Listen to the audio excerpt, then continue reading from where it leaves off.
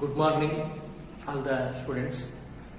Today we discuss these are all important aspect in your syllabus.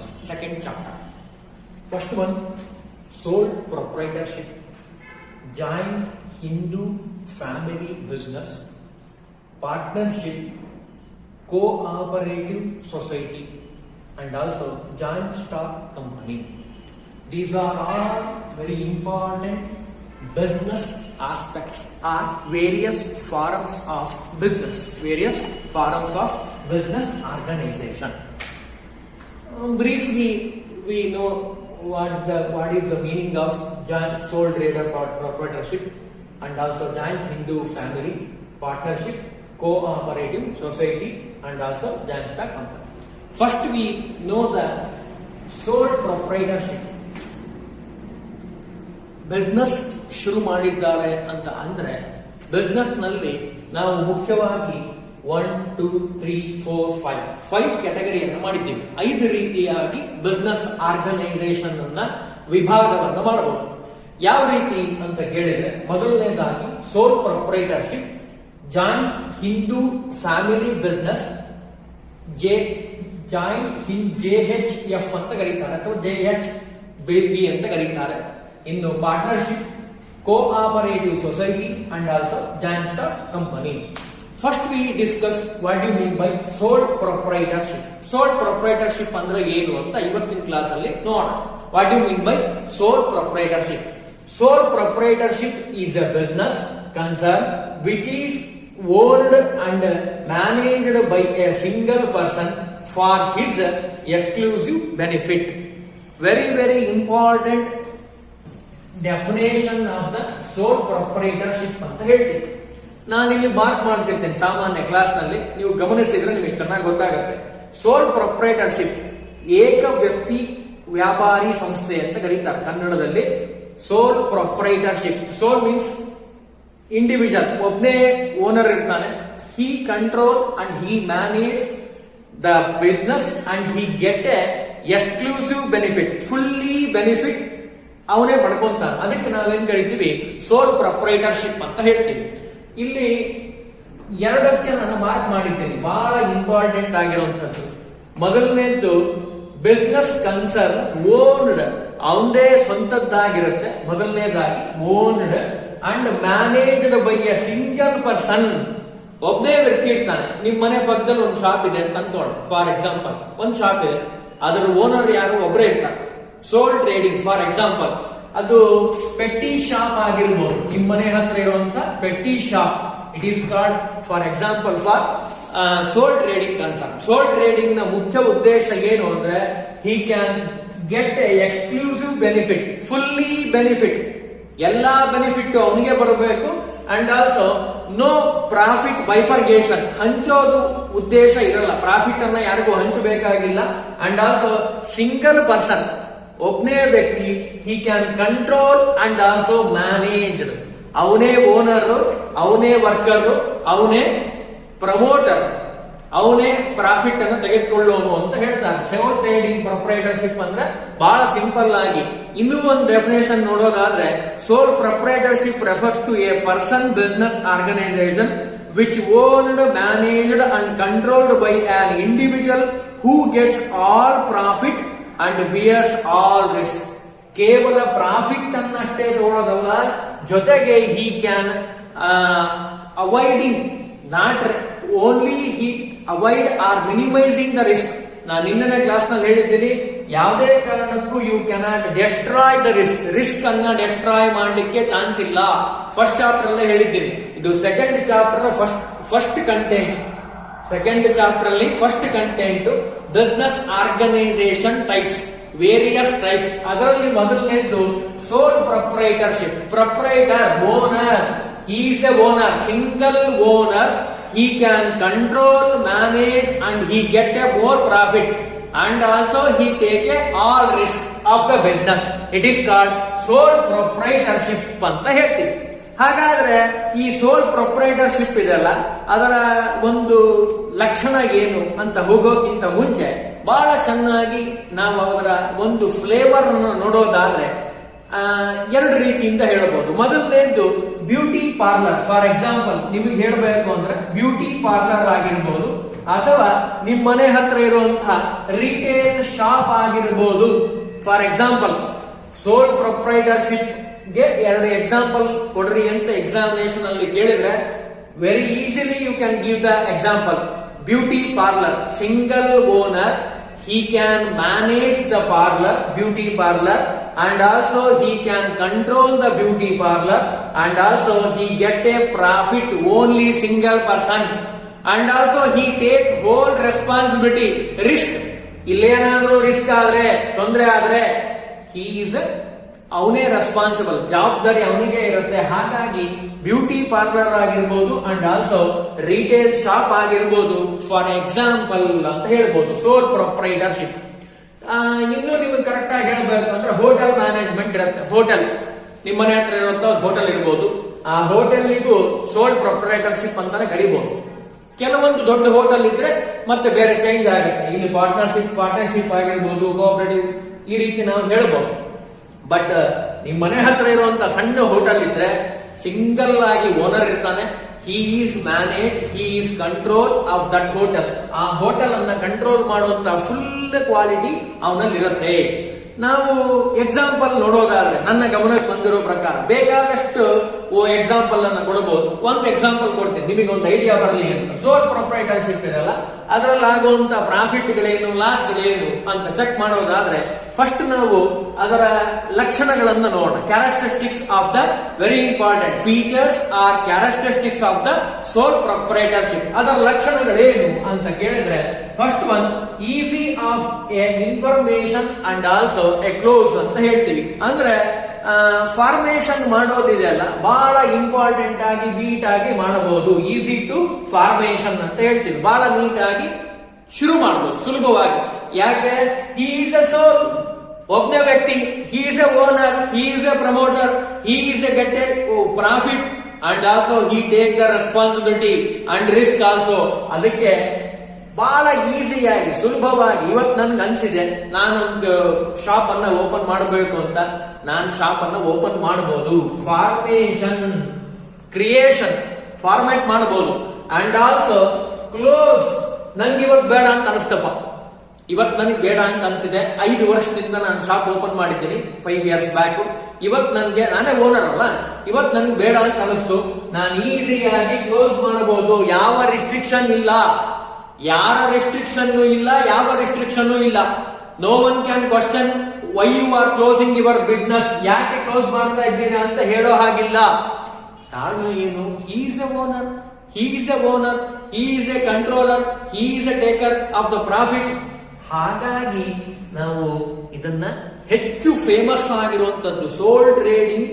It is more famous in the business ನಲ್ಲಿ ಬಹಳ famous ಆಗಿರುವಂತದ್ದು. ಕಾರಣ ಏನು ಅಂದ್ರೆ ನಾನು ಹೇಳಿದ್ನಲ್ಲ, ಸೋಲ್ ಟ್ರೇಡಿಂಗ್.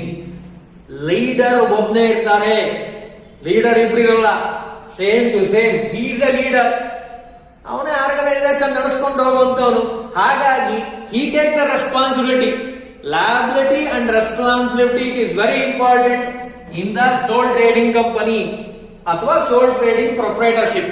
ಹಾಗಾಗಿ ಶುರು ಮಾಡೋದು ಬಹಳ ಸುಲಭ, ಫಾರ್ಮೇಶನ್, ಅಂಡ್ ಆಲ್ಸೋ ಕ್ಲೋಸ್ ಮಾಡೋದು ಬಹಳ ಸುಲಭ ಅಂತ ಹೇಳ್ತಾರೆ. ಇದು ಮೊದಲನೇ ಲಕ್ಷಣ. In second one unlimited liability.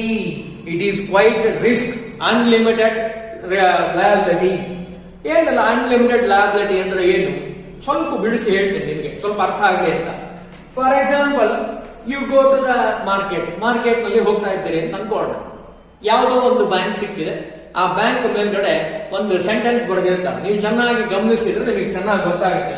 For example, RBL ಅಂತ ಬರೆದಿದ್ದಾರೆ ಅಂತ ಅನ್ಕೊಳ್ಳೋಣ. RBL, Ratnakar bank limited.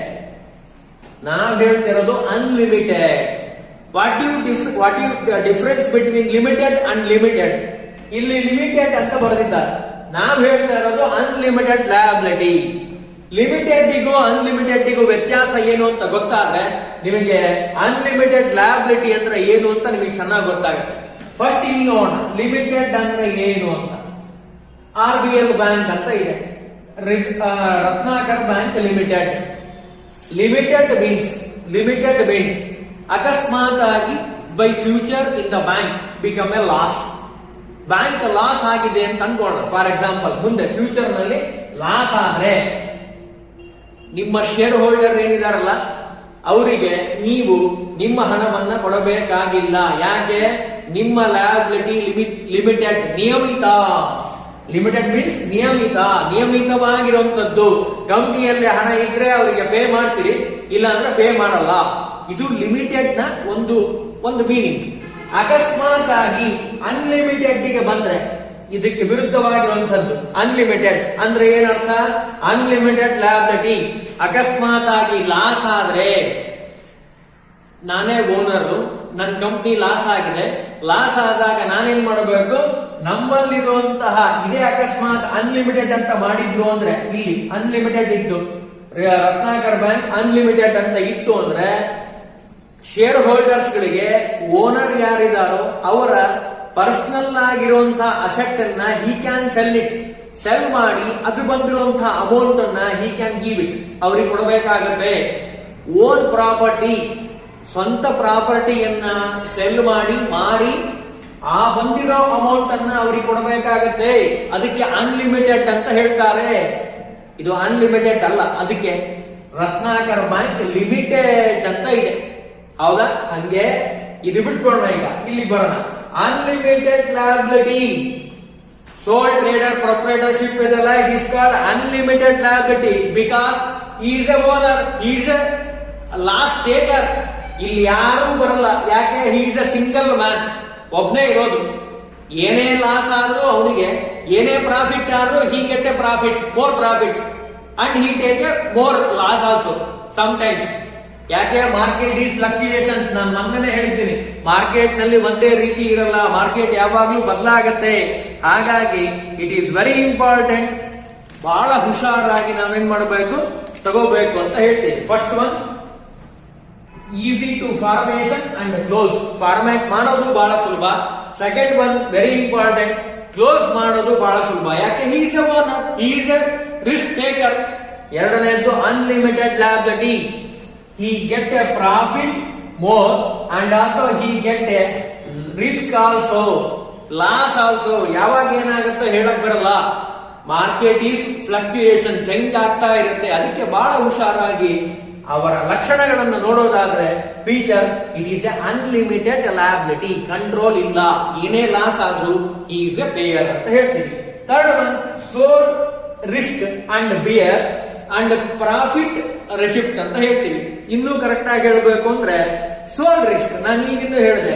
ಇಲ್ಲೇನಾದ್ರೂ loss ಆದ್ರೆ ಸೋಲ್ ಟ್ರೇಡಿಂಗ್ ನಲ್ಲಿ he is a risk bearer. ಅವನದೇ ಜವಾಬ್ದಾರಿ, ಅವನದೇ ಅಲ್ಲ ಅಂಗಡಿ, ಅವನದೇ ಶಾಪ್, ಅದು ಬ್ಯೂಟಿ ಪಾರ್ಲರ್ ಆಗಿರ್ಬೋದು, ರಿಟೇಲ್ ಶಾಪ್ ಆಗಿರ್ಬೋದು. He is a owner, he take the risk. Sole individual ಆಗಿ ತೆಗೆದುಕೊಳ್ಳಬೇಕು. And also profit receipt also. ಅಕಸ್ಮಾತ್ ಪ್ರಾಫಿಟ್ ಆಗಿದೆ, ಲಾಭ ಆಯ್ತು, he is a taker. Profit ಆದ್ರೂ ಅವನಿಗೆ, ಲಾಸ್ ಆದ್ರೂ ಹಿ ಈಸ್ ಎ ಓನರ್, ಅವನಿಗೆ ಬರುತ್ತೆ ಅಂತ ಹೇಳ್ತೀವಿ. And also next, control. He is a controller, full whole trading company. ಯಾಕೆ? ಸೋಲ್ ಟ್ರೇಡಿಂಗ್ ಕಂಪನಿಯಲ್ಲಿ ಬೇರೆ ಯಾರು ಇರಲ್ಲ, ಒಬ್ಬನೇ ಇರ್ತಾನೆ, ಏಕ ವ್ಯಕ್ತಿ ವ್ಯಾಪಾರಿ ಸಂಸ್ಥೆ ಅಂತ ನಾನು ಈಗಿನ ಹೇಳಿದೆ ಕನ್ನಡದಲ್ಲಿ. He is a owner, he is a worker, he is a all rounder within the sole trading company. He is a all rounder, ಕೆಲಸನೂ ಅವನೇ ಮಾಡಬೇಕು. He is a controller. ಈ ವರ್ಷ ಇಷ್ಟು ಪ್ರಾಫಿಟ್ ಆಗಿದೆ 10% ಅಂದ್ರೆ he is a take a profit 10%. 5% loss ಆಗಿದೆ, ಅದನ್ನು ಅವನೇ ತಗೋಬೇಕು. ನಾನು ಈಗ ಹೇಳಿದೆ, ಸೋಲ್ ರಿಸ್ಕ್ ಬಿಯರ್ ಒಬ್ನೇ ತಗೊಳ್ಳೋದು ರಿಸಿಪ್ಟ್ ಅನ್ನ, ಪ್ರಾಫಿಟ್ ರಿಸಿಪ್ಟ್ ಅವನಿಗೆ ಜವಾಬ್ದಾರಿ ಆಗುತ್ತೆ. ಕಂಟ್ರೋಲರ್, ಕಂಟ್ರೋಲ್ ಮಾಡೋದು ಒಂದೇ ಜವಾಬ್ದಾರಿ. ಇವತ್ತು ರಿಟೇಲ್ ಶಾಪ್ ಓಪನ್ ಮಾಡಿದ್ದೀರಿ ಅಂದ್ರೆ ಈ ವರ್ಷದಲ್ಲಿ ಎಷ್ಟು ಪರ್ಚೇಸ್ ಮಾಡಬೇಕು, ಎಷ್ಟು ಸೇಲ್ಸ್ ಆಗಿದೆ, ಎಷ್ಟು ಪ್ರಾಫಿಟ್ ಆಗಿದೆ, ಲಾಸ್ಟಿಗೆ ಕೊನೆಗೆ ಪರ್ಚೇಸ್ ಸೇಲ್ಸ್ ಬಂದಿರುವಂತದ್ದೇನು ಎಲ್ಲ ಮೈನಸ್ ಮಾಡಿಬಿಟ್ರೆ ನಮಗೆ ಸಿಗೋದೇನು? ಓನ್ಲಿ ಪ್ರಾಫಿಟ್ ಸಿಗುತ್ತೆ, ಜೊತೆಗೆ ಲಾಸು ಸಿಗುತ್ತೆ. ಎಷ್ಟು ಲಾಸ್ ಆಗಿದೆ ಅಂತ ಗೊತ್ತಾಗತ್ತೆ. ಅದಕ್ಕೆ he is a controller. Profit ಆಗಿದ್ದಾನೆ, no problem. He run the business very quite naturally, ಏನು ಚೇಂಜಸ್ ಮಾಡೋಲ್ಲ. But it become a loss. Control ಯಾವಾಗ ಮಾಡ್ತೀವಿ ನಾವು? It become a loss. Loss ನಲ್ಲಿ ಹೋಗ್ತಾ ಇದೆ ಅಂದ್ರೆ he can control over all the organisation. Control ಮಾಡ್ಲಿಕ್ಕೆ ಶುರು ಮಾಡ್ತಾನೆ. ಕಾರಣ ಏನು ಅಂದ್ರೆ it become a loss. Loss ಆಗಬಾರದು ಅನ್ನೋ ಉದ್ದೇಶಕ್ಕೆ ಹಿ ಕ್ಯಾನ್ ಕಂಟ್ರೋಲ್ ಮಾಡೋ ಉದ್ದೇಶ ಏನು? ಲಾಸ್ ಆಗಬಾರ್ದು. ಲಾಸ್ ಆಗಿಲ್ಲ ಅಂದ್ರೆ ಹಿ ಕೆನಾಟ್ ಕಂಟ್ರೋಲ್. ಫ್ರೀ ಆಗಿ ಬಿಟ್ಬಿಡ್ತಾರೆ. ಪ್ರಾಫಿಟ್ ಆಗ್ತಾ ಇದೆ ಸರ್, ನೋ ಪ್ರಾಬ್ಲಮ್. ಕ್ಲೀನ್ ಆಗಿ ಪಾಠ ಅರ್ಥ ಆಗ್ತಾ ಇದೆ ಅಂದ್ರೆ ಸಬ್ಜೆಕ್ಟ್ ಚೆನ್ನಾಗಿ ಗೊತ್ತಿದೆ, ಸಬ್ಜೆಕ್ಟ್ ಚೆನ್ನಾಗಿ ಅರ್ಥ ಆಗ್ತಾ ಇದೆ ಅಂದ್ರೆ ಸಬ್ಜೆಕ್ಟ್ ಚೆನ್ನಾಗಿದೆ, ಗೊತ್ತಾಗ್ತಾ ಇದೆ ನಮ್ಗೆ ನೀಟಾಗಿ. ಇಲ್ಲಿ ನಾವು ನೋಡಬಹುದು control. He can control over all the organisation because he is a sole trader. He is a owner. He is a get a profit, all the profit. He act as a all rounder. ಇಲ್ಲಿ ನಾವು control ನ ಶಬ್ದಕ್ಕೆ ಬಂದ್ರೆ ಇದು ಒಂದು ಲಕ್ಷಣ ಅಂತ ಹೇಳ್ತೀವಿ, ಫೀಚರ್. ಯಾಕೆ? Because control, without control he cannot get a profit. ಬರ್ಲಿಕ್ಕೆ ಸಾಧ್ಯನೇ ಇಲ್ಲ ಅಂತ ಹೇಳ್ತಾರೆ. ಇದು ಒಂದು ಲಕ್ಷಣ. In last one, no separate entity. ಬೇರೆ ರೀತಿಯಾಗಿ ಸಪರೇಟ್ ಎಂಟಿಟಿ ಇಲ್ಲ. ನಾನು ಇಲ್ಲಿ ಹೇಳ್ಬೇಕಾದ್ರೆ ಹೇಳ್ತೀನಿ ಎಂಟಿಟಿ ಅಂದ್ರೆ ಏನೊಂದು ಅರ್ಥ ಏನು ಅಂತ. ಇಲ್ಲಿ ನೋಡೋಣ. No separate entity. ಇನ್ನೂ ಕರೆಕ್ಟ್ ಆಗಿ ಹೇಳಬೇಕು ಅಂದ್ರೆ in the eyes of law the sole trader and his business are one and the same entity. ಅಂದ್ರೆ ಸೋಲ್ ಟ್ರೇಡ್ ಕಂಪನಿ ಇದೆಲ್ಲ ಅದು ಸಪರೇಟ್ ಎಂಟಿಟಿ ಇಲ್ಲ. ಪಾರ್ಟ್ನರ್ಶಿಪ್ ಅಲ್ಲಿ ಪಾರ್ಟ್ನರ್ಸೇ ಬೇರೆ, ಎಂಟಿಟಿನೇ ಬೇರೆ. ಯಾಕೆ? ಪಾರ್ಟ್ನರ್ಶಿಪ್ ಫರ್ಮ್ ಅಂತ ಇರುತ್ತೆ. ಇಲ್ಲಿ ಹಾಗಲ್ಲ. ಸೋಲ್ ಟ್ರೇಡರ್ ಪ್ರೊಪ್ರೈಟರ್ಶಿಪ್ ಇರಲ್ಲ, ಕಂಪನಿನೂ ಅವನೇ, ಓನರು ಅವನೇ. ಇಲ್ಲಿ ಬೇರೆ ಎಂಟಿಟಿ ಅಂತ ಇನ್ ದ ಐಸ್ ಆಫ್ ಲಾ, ಕಾನೂನಿನ ದೃಷ್ಟಿಯಲ್ಲಿ ಬೇರೆ ಬೇರೆ ಅಲ್ಲ, ಇಬ್ರು ಒಂದೇ ಅಂತ ಹೇಳ್ತಾರೆ. ಹಾಗಾಗಿ is a risk taker. Risk ಅನ್ನ ತೆಗೆದುಕೊಳ್ಳುವರು ಅಂತ ಹೇಳ್ತೀವಿ. ಹಾಗಾದ್ರೆ ಇಲ್ಲಿ ಒಂದು ಸ್ವಲ್ಪ ಗಮನಿಸೋಣ. ಇಲ್ಲಿ ನೋಡ್ಕೊಂಡ್ವಿ ನಾವು ಇವತ್ತು ಇಂಟ್ರಡಕ್ಷನ್ ಕ್ಲಾಸ್ ನಲ್ಲಿ ನಾವೇನ್ ಮಾಡ್ತಾ ಇದ್ದೀವಿ? ಸೆಕೆಂಡ್ ಚಾಪ್ಟರ್ ಫಸ್ಟ್ ಕಂಟೆಂಟ್ ಸೋಲ್ ಪ್ರೊಪ್ರೈಟರ್ಶಿಪ್. ಸೋಲ್ ಪ್ರೊಪ್ರೈಟರ್ಶಿಪ್ ಏಕ ವ್ಯಕ್ತಿ ವ್ಯಾಪಾರಿ ಸಂಸ್ಥೆ. ಹಾಗಾದ್ರೆ ಸೋಲ್ ಟ್ರೇಡರ್ ಪ್ರೊಪ್ರೈಟರ್ಶಿಪ್ ಅಂದ್ರೆ ಏನು ಅಂತ ನಾನು ಬಿಡಿಸಿ ಹೇಳಿದೆ. Sole proprietorship is a business. ಒಂದು ಬಿಸ್ನೆಸ್ ಇದೆ, ಅದಕ್ಕೆ ಓನರ್ ಒಬ್ರೆ, concern which is a owned by managed by a single person for his exclusive benefit. ಅಂದ್ರೆ ಕರೆಕ್ಟ್ ಆಗಿ ಒಂದೇ ಶಬ್ದದಲ್ಲಿ ಹೇಳಬೇಕು ಅಂದ್ರೆ ಸೋಲ್ ಪ್ರೊಪ್ರೈಟರ್ಶಿಪ್ ಅಂದ್ರೆ ಏಕ ವ್ಯಕ್ತಿ ವ್ಯಾಪಾರಿ ಸಂಸ್ಥೆ. He can manage, he can control, he is all rounder, he take a risk also and he get including a profit ಅನ್ನು ತೆಗೆದುಕೊಳ್ಳುವಂತವನು. ಜೊತೆಗೆ ಈ ಮುಖ್ಯವಾದ ಲಕ್ಷಣಗಳನ್ನು ನಾವು ಕಾಣ್ತೀವಿ. ಮೊದಲನೇದು easy to formation and also close. ಯಾವಾಗ ಮನಸ್ಸಿಗೆ ಅನ್ಸುತ್ತೋ ಅವಾಗ ಶುರು ಮಾಡಬಹುದು, ಯಾವಾಗ ಕ್ಲೋಸ್ ಮಾಡಬೇಕು ಅನ್ಸುತ್ತೋ ಅವಾಗ ಕ್ಲೋಸ್ ಮಾಡಬಹುದು. ಎರಡನೇದು unlimited liability, not limited liability, unlimited liability. ಯಾವಾಗ ಬೇಕಾದ್ರೂ ಏನ್ ಬೇಕಾದ್ರೂ ಆಗ್ಬಹುದು. He is take a risk. ಅದಕ್ಕೆ ಮುಂದಿನ ಒಂದು ಕಂಟೆಂಟ್ ಹೇಳುತ್ತಾರೆ, sold risk and bear the profit receipt also. ಎಲ್ಲವನ್ನು ಅವನೇ ತಗೊಳ್ಳೋದ್ರಿಂದ he is a controller and also no separate entity. Sole trader proprietorship and also person in the eyes of law similar, ಒಬ್ರೇ ಅಂತ ಹೇಳ್ತೀವಿ. ಇನ್ನು ಸ್ವಲ್ಪ ಮುಂದೆ ನೋಡೋಣ. ಕರೆಕ್ಟ್ ಆಗಿ ಇನ್ನೊಂದು ಸ್ವಲ್ಪ ಕಂಟೆಂಟ್ ಅನ್ನ ಸೇರಿಸಿದ್ರೆ ಇದರಲ್ಲಿ ನೋಡೋದಾದ್ರೆ ಫೀಚರ್ಸ್ ಇನ್ನೂ ನೀಟಾಗಿ ಸ್ವಲ್ಪ ನೋಡೋದಾದ್ರೆ ಫಸ್ಟ್ ಒನ್ ನಾನು ಈಗ ಹೇಳಿದೆ, easy to formation and also close. ಎರಡನೇದ್ದು second one very important aspect of the sole trading proprietorship, quick decision making. ನಾನು ಬಹಳ ಸಲ ಹೇಳ್ತಿರ್ತೇನೆ, ಇಲ್ಲಿ ಪಾರ್ಟ್ನರ್ಶಿಪ್ ಅಲ್ಲಿ ಏನಾಗುತ್ತೆ, ಪಾರ್ಟ್ನರ್ಶಿಪ್ ನಲ್ಲಿ 2 ಅಥವಾ 4 ಅಥವಾ 6 ಹೀಗೆ ಪರ್ಸನ್ಸ್ ಗಳನ್ನ ನಾವು ಆಡ್ ಮಾಡ್ತೀವಿ, ಇರ್ತಾರೆ. ಪಾರ್ಟ್ನರ್ಶಿಪ್ ಫರ್ಮ್ ನ ಡೆಫಿನೇಷನ್ ಹೇಳುತ್ತೆ ಮೋರ್ ದ್ಯಾನ್ 2 ಅಂತ ಇದೆ, ಹೌದಾ? ಇಲ್ಲೇನಾಗುತ್ತೆ ಸೋಲ್ ಟ್ರೇಡಿಂಗ್ ಕಂಪನಿಯಲ್ಲಿ, ನಾನು ಡಿಫರೆನ್ಸ್ ತೋರಿಸ್ತೀನಿ ಆಮೇಲೆ. ಸೋಲ್ ಟ್ರೇಡರ್ ಪ್ರೊಪ್ರೈಟರ್ಶಿಪ್ ಅಲ್ಲಿ he is a owner, single man, he take the decision very quickly. But ಇಲ್ಲೇನಾಗುತ್ತೆ ಹಾಗಲ್ಲ, ಇವ್ರು ಎಲ್ಲರ ಒಪಿನಿಯನ್ ಕೇಳಬೇಕಲ್ಲ. ಈಸ್ ದ ಪಾರ್ಟ್ನರ್ಸ್ 6 ಜನ ಇದ್ರು, 6 members, 8 members, 10 members. You ask all the members, all partners opinion for profit ಯಾವ decision ಬೇಕಾದ್ರೆ ತೆಗೆದುಕೊಳ್ಬೇಕಾದ್ರೂ ಯು ಟೇಕ್ ದ ಒಪಿನಿಯನ್, ಇವ್ರ ಎಲ್ಲರ ಒಪಿನಿಯನ್ ತೆಗೆದುಕೊಳ್ಬೇಕು. Without permission, without information you cannot do anything in the partnership firm. But sole trading proprietorship, he is a owner, he take the information, ತೆಗೆದುಕೊಂಡ positive ಆಗಿ think ಮಾಡ್ದ, change ಮಾಡ್ದ. ನಾನು ಅದಕ್ಕೆ ಬಹಳ ಸಲ ಹೇಳ್ತಿರ್ತೇನೆ, ಒಂದು ಇನ್ಫಾರ್ಮೇಶನ್ ಅನ್ನ ಯಾವಾಗ್ಲೂ ಪಾಸಿಟಿವ್ ಆಗಿ ಥಿಂಕ್ ಮಾಡ್ಬೇಕು, ಬಹಳ ಕರೆಕ್ಟ್ ಆಗಿ ಪಾಸಿಟಿವ್ ಆಗಿ. ಇಲ್ಲಿ ಸೋಲ್ ಟ್ರೇಡರ್ ಪ್ರೊಪ್ರೈಟರ್ಶಿಪ್ ಇರಲ್ಲ, ಅವನು ಅಷ್ಟೇ ಪಾಸಿಟಿವ್ ಆಗಿ ಯೋಚನೆ ಮಾಡಬೇಕು. ನನ್ಗೊಬ್ರು ಯಾರೋ ಸೀನಿಯರ್ ಹೇಳಿದ್ದನ್ನ ನಾನು ನಿಮಗೆ ಹೇಳ್ತೇನೆ. ಬಹಳ ನೀಟ್ ಆಗಿರುವಂತ ಇನ್ಫಾರ್ಮೇಶನ್ ಚೆನ್ನಾಗಿ ಗಮನ ಕೊಟ್ಟು ಕೇಳಿದ್ರೆ ನಿಮಗೆ ಚೆನ್ನಾಗಿ ಗೊತ್ತಾಗುತ್ತೆ. ಒಬ್ಬ ವ್ಯಕ್ತಿ, ಅವನ ಹೆಸರು ಆಮೇಲೆ ಹೇಳೋಣ, ಒಬ್ಬ ವ್ಯಕ್ತಿ ಅವರು ಯಾವಾಗ್ಲೂ ಜೀವನದಲ್ಲಿ ಸಕ್ಸಸ್ ಕಾಣಲಿಲ್ಲ, ಬಹಳ ಫೇಲ್ಯೂರ್. ಸೋಲ್ ಟ್ರೇಡಿಂಗ್ ನಲ್ಲೂ ಬಹಳ ಸರಿ ಫೇಲ್ಯೂರ್ ಆಗಿದ್ದನ್ನ ನಾವು ನೋಡಿದ್ದೇವೆ. ಅವರು ಆ ರೀತಿ ಶಾಪ್ ಅನ್ನ ಓಪನ್ ಮಾಡಬೇಕು ಅಂತ ಅನ್ಕೊಂಡ್ರು, ಏನೋ ಫೇಲ್ಯೂರ್ ಆಗ್ಬಿಟ್ರು, ಬಹಳ ಬೇಜಾರಾಗ್ಬಿಡ್ತು, ಯಾವ್ದು ಜೀವನದಲ್ಲಿ ಸಕ್ಸಸ್ ಆಗ್ಲೇ ಇಲ್ಲಲ್ಲ. ಅದಕ್ಕೆ ಅವ್ರೇನ್ ಮಾಡಿದ್ರು, ಹಿ ಟೇಕ್ ಎ ಒನ್ ಡಿಸಿಷನ್. ನಾನು ಅದಕ್ಕೆ ಹೇಳ್ತಾ ಇದ್ದೇನೆ, ಬಹಳ ಒಳ್ಳೆ ಕ್ವಿಕ್ ಆಗಿ ಡಿಸಿಷನ್ ತಗೋಬೇಕು. ಅವ್ರೇನ್ ಮಾಡಿದ್ರು, 10 years ಬಿಸ್ನೆಸ್ ಮಾಡಿದ್ರು, ಎಲ್ಲಾ ಕಡೆ ಫೇಲ್ಯೂರ್.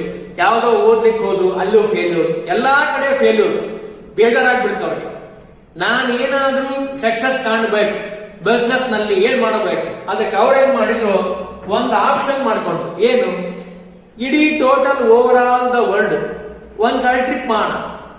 ನಾನಂತೂ ಜೀವನದಲ್ಲಿ ಸಕ್ಸಸ್ ಕಾಣಲಿಲ್ಲ, ಸಕ್ಸಸ್ ಕಂಡಿರೋರು ಅಂತ ಯಾರಾದ್ರೂ ಇದ್ರೆ ಒನ್ ಮ್ಯಾನ್, ನಾನು ಅವರನ್ನ ಕೇಳೋಣ, how to get a success, ಹೇಗೆ ಸಕ್ಸಸ್ ಅನ್ನ ಗಳಿಸಬಹುದು, what are the strategies he can use to get a success ಕಂಡಿಡ್ಕೊಳ್ಳೋದು ಹೇಗೆ ಸಕ್ಸಸ್ ಬರುತ್ತೆ ಅಂತ ಪ್ರಶ್ನೆಯನ್ನ ಕೇಳಿದಾಗ ಅವರು ಬಹಳ ಚೆನ್ನಾಗಿ ಗಮನಿಸಿ, ಬಹಳ ನೀಟಾಗಿ ಎಲ್ಲರನ್ನ ಪ್ರಶ್ನೆ ಮಾಡ್ತಾ ಹೋದ್ರು. ಎಲ್ಲರನ್ನ ಕೇಳಿದಾಗ ಇಂಡಿಯಾ ದೇಶಕ್ಕೂ ಬಂದಿದ್ರಂತೆ. ಬಂದಾಗ ವಿವೇಕಾನಂದರು ಇದ್ರು, ಅವಾಗ ಅವರನ್ನು ಪ್ರಶ್ನೆ ಕೇಳಿದ್ದಾರೆ.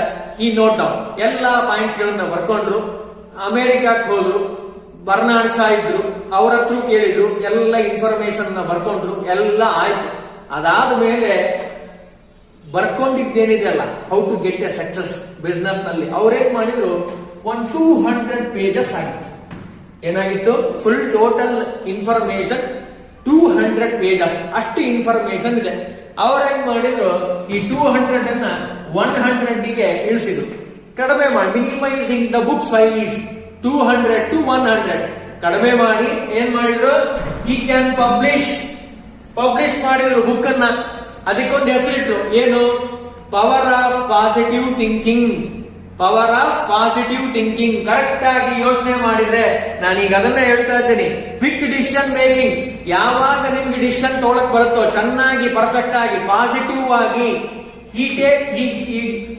ಬುಕ್ ಲೇಬಲ್ ನಲ್ಲಿ ಇಟ್ರು, ಪವರ್ ಆಫ್ ಪಾಸಿಟಿವ್ ಥಿಂಕಿಂಗ್. ಅವ್ರೇನ್ ಮಾಡಿದ್ರು, ಬುಕ್ ಹೆಸರಿಟ್ರು. ಇಟ್ಟ ಮೇಲೆ ಈ ಕ್ಯಾನ್ ಸೆಲ್ ಮಾಡಿದ್ರು. ಎಷ್ಟು ಸೆಲ್ ಆಯ್ತು ಅಂದ್ರೆ, ಟೋಟಲ್ ಓವರ್ ಆಲ್ ವರ್ಲ್ಡ್ ನಲ್ಲಿ 3rd richest man in the world ಯಾರು? ಕಾರ್ಲೈಲ್.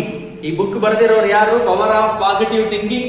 ನೀವು ರೈಲ್ವೆ ಸ್ಟೇಷನ್ ಗೆ, ಬಸ್ ಸ್ಟ್ಯಾಂಡ್ ಗೆ ಹೋದ್ರೆ ಅಲ್ಲಿ ಬುಕ್ ಸಿಗುತ್ತೆ ನಿಮಗೆ, ನೀವು ಪರೀಕ್ಷೆ ಮಾಡಿ ನೋಡ್ಬೋದು. ಬಹಳ ಚೆನ್ನಾಗಿರೋ ಬುಕ್ ಸಿಕ್ಕರೆ ಓದಲಿಕ್ಕೆ ಪ್ರಯತ್ನ ಮಾಡಿ. The power of positive thinking ಅದನ್ನ ಇಲ್ಲಿ ಹೇಳ್ತಾರೆ.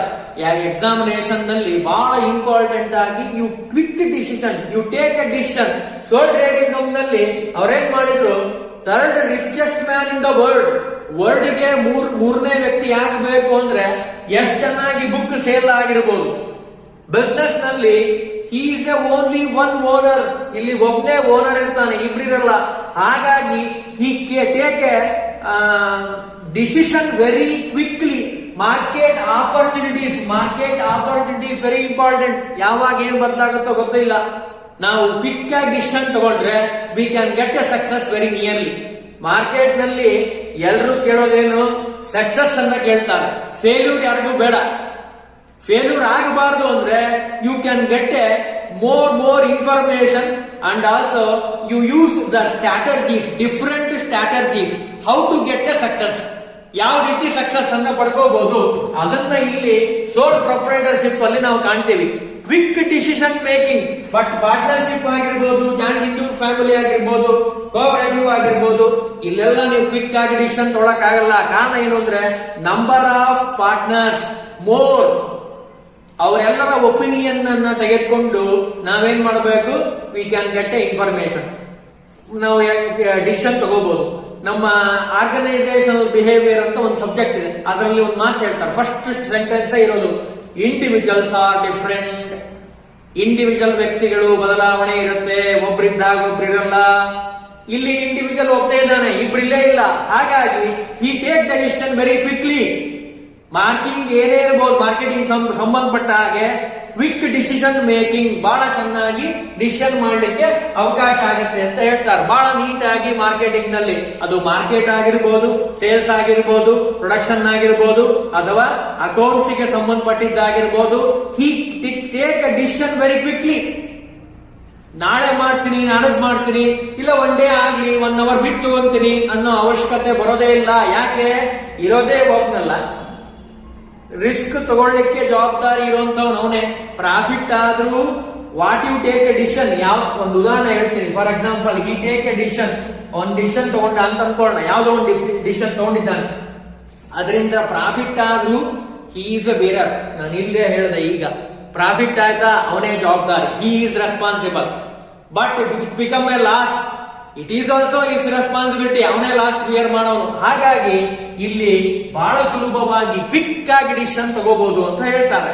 ಇನ್ನು third one, profit A direct incentive for hard work ಅಂತ ಹೇಳ್ತೀವಿ. ಪ್ರಾಫಿಟ್ ಏನಿದೆ ಅಲ್ಲ, ಇಲ್ಲಿ ಬರುವಂತಹ ಪ್ರಾಫಿಟ್, ಸೋಲ್ ಪ್ರೊಪ್ರೈಟರ್ಶಿಪ್ ಅಲ್ಲಿ ಬರುವಂತಹ profit, it is A fully direct incentive for the hard work. ಅವನು ಏನ್ ಹಾರ್ಡ್ ವರ್ಕ್ ಮಾಡಿದ್ದಾನಲ್ಲ, ಇಲ್ಲಿ ಬೇರೆಯವ್ರು ಯಾರು ಇಲ್ಲ. ಇಲ್ಲಿ ಏನಾಗುತ್ತೆ, ಪಾರ್ಟ್ನರ್ಶಿಪ್ ಅಲ್ಲಿ 4 ಜನ ಇರ್ತಾರೆ. We can bifurcation the work, dividation, segmentation ಮಾಡಿಬಿಡ್ತೀವಿ, ಬೇರೆ ಬೇರೆ ಬೇರೆ ಬೇರೆ ಇಂಥ ಕೆಲಸ. ಉದಾಹರಣೆಗೆ 4 ಮೆಂಬರ್ಸ್, 4 ಪಾರ್ಟ್ನರ್ಸ್ ಅಂದ್ರೆ 4 ಜನಕ್ಕೆ ನಾವೇನ್ ಮಾಡ್ತೀವಿ, ಹಂಚ್ತೀವಿ. ಅದು ಮಾರ್ಕೆಟಿಂಗ್ ಆಗಿರ್ಬೋದು, ಸೇಲ್ಸ್ ಆಗಿರ್ಬೋದು, ಪ್ರೊಡಕ್ಷನ್ ಆಗಿರ್ಬೋದು. We can bifurcation total over all the work ಅಂತ ಹೇಳ್ತೀವಿ. ಎಲ್ಲಿ ಪಾರ್ಟ್ನರ್ಶಿಪ್ ಅಲ್ಲಿ ಮತ್ತು ಕೋಆಪರೇಟಿವ್ ಜಾಯಿಂಟ್ ಸ್ಟಾಕ್ ಕಂಪನಿಯಲ್ಲಿ we can segment, divide the work. But sole trading ಕಂಪನಿಯಲ್ಲಿ ಡಿವೈಡ್ ಮಾಡಕ್ ಬರಲ್ಲ. ಯಾಕೆ? ಹಿ ಇಸ್ ಎ ಓನರ್, ಒಬ್ನೇ ಓನರ್ ಆಗಿರೋದ್ರಿಂದ ಅವನಿಗೆ ಹಂಚಲಿಕ್ಕೆ ಬರಲ್ಲ. ಅವನೇ ಓನರ್, ಅವನೇ ವರ್ಕರ್. ಹಾಗಾಗಿ he take the decision quickly, quick ಆಗಿ ಡಿಸಿಷನ್ ತಗೊಂತಾನೆ. And also it is a reward.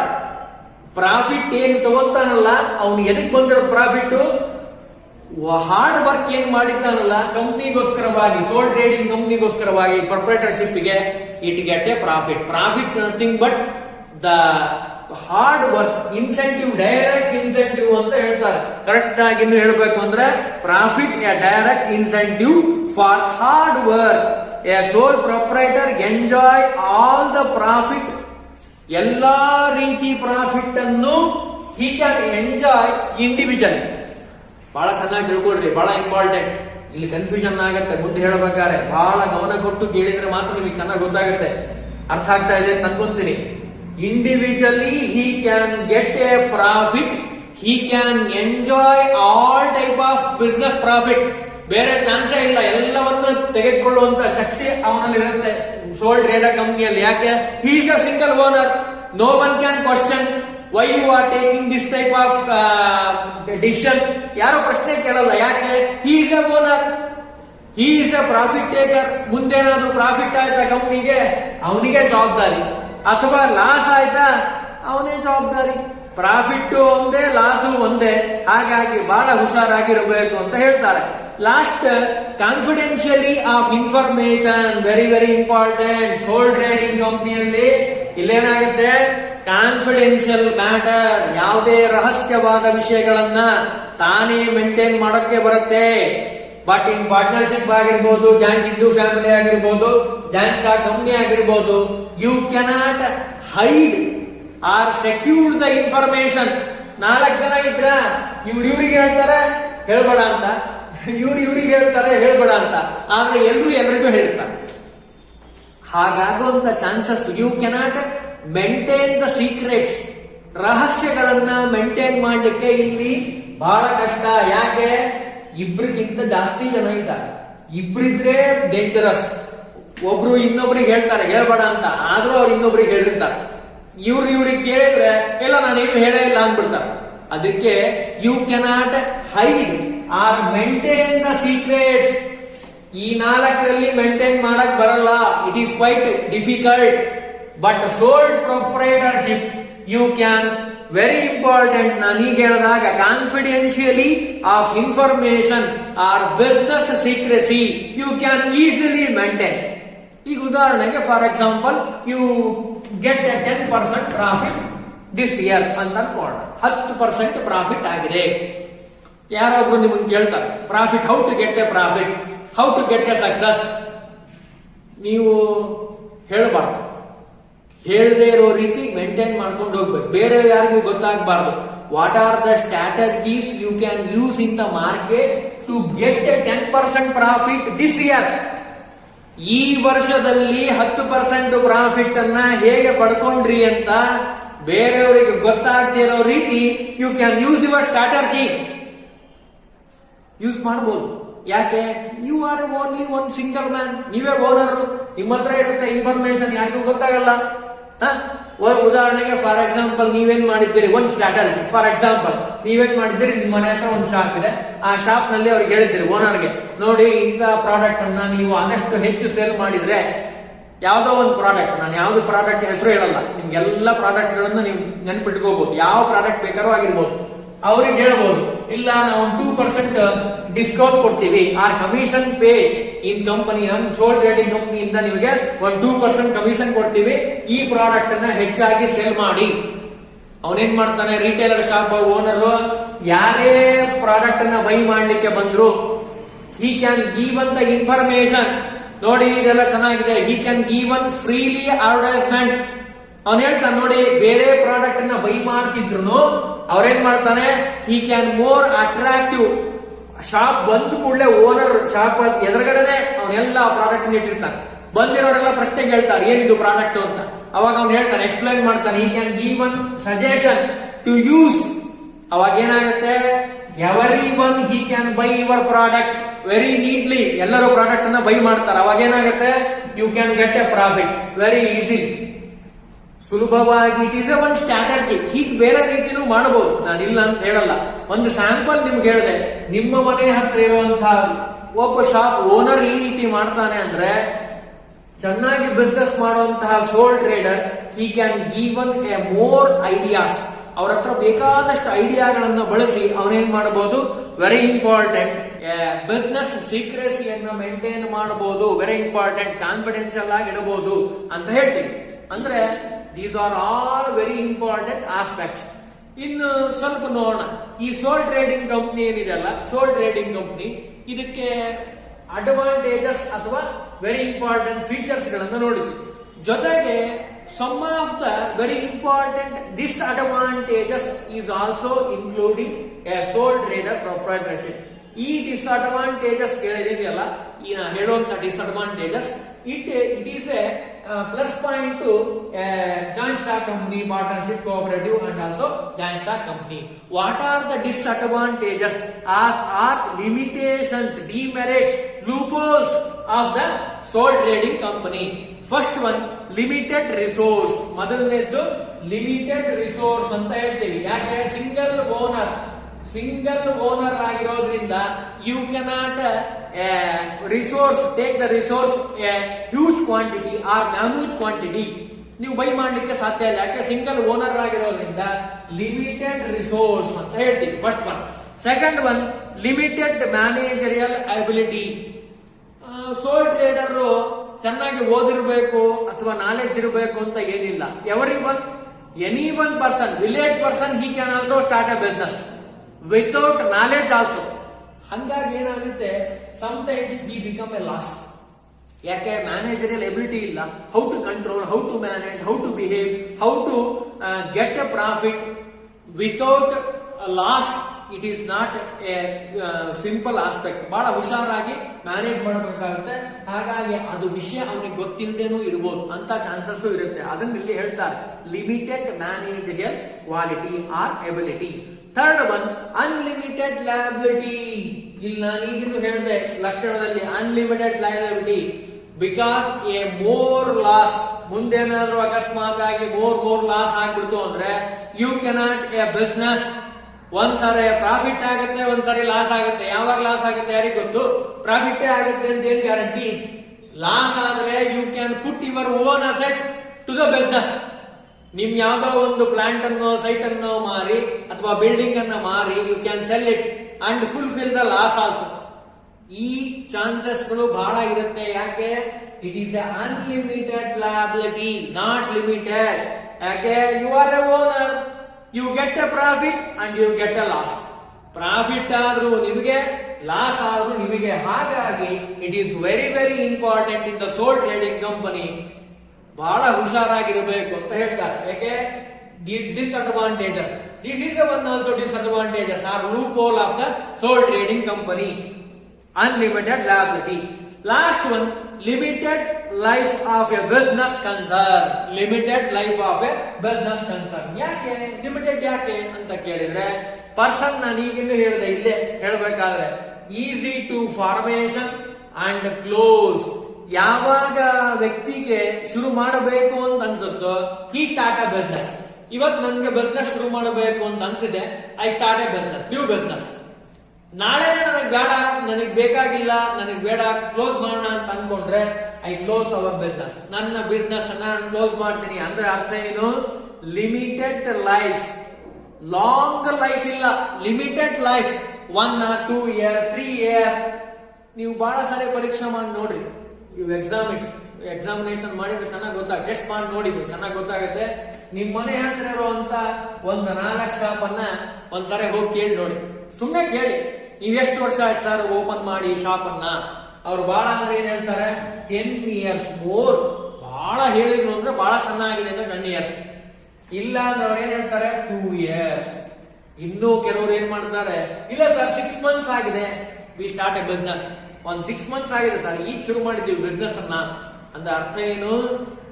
Limited liability and unlimited liability and also A small life. ನಾನು ಈಗಿನ್ನೂ ಹೇಳಿದೆ, limited life of business concern. ಯಾಕೆ?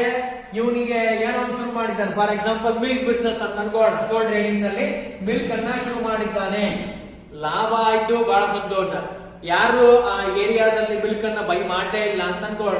It become a loss. ಅವಾಗ ಏನ್ ಮಾಡ್ತಾನ ಅವನು?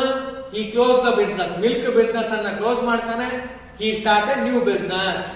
ಅಂದ್ರೆ ಅರ್ಥ ಏನು? Limited life.